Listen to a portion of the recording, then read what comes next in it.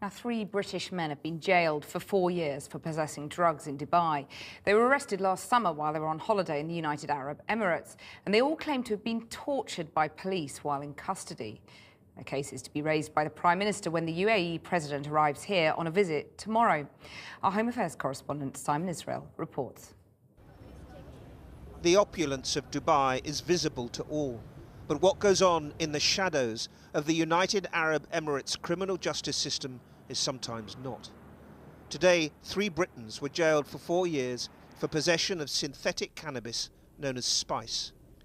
A charge of supply against Grant Cameron, Carl Williams and Sunit Jur was dropped. They claim they were tortured into confessing. He'd been kicked, punched, stripped naked, and they used cattle rod on him.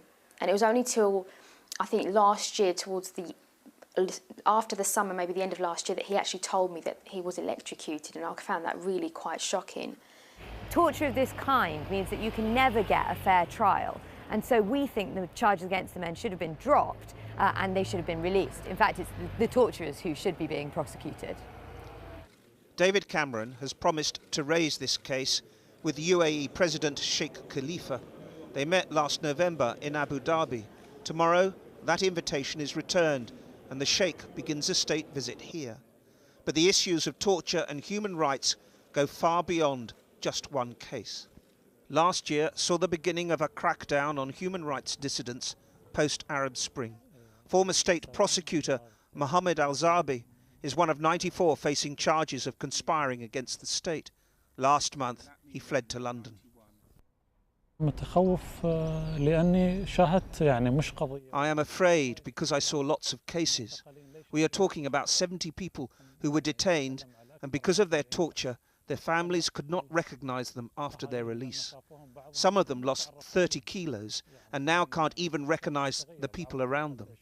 Most of them are doctors and educated people. Court appearances in Abu Dhabi have been heavily guarded. These men are state security. They prevented a visiting team of British lawyers having access to the Supreme Court. The lawyers' report lists some of the abusive interrogation techniques that have been used on the detainees.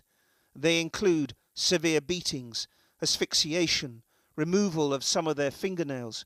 One detainee reported threats of rape and sexual abuse, while another said they had not seen sunlight for 100 days.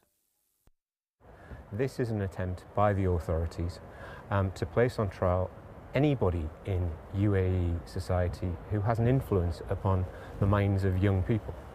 Anybody who's asked for democracy or anybody who's asked for very simple powers for Parliament are being sought out and purged from society. The UAE authorities have refused to comment.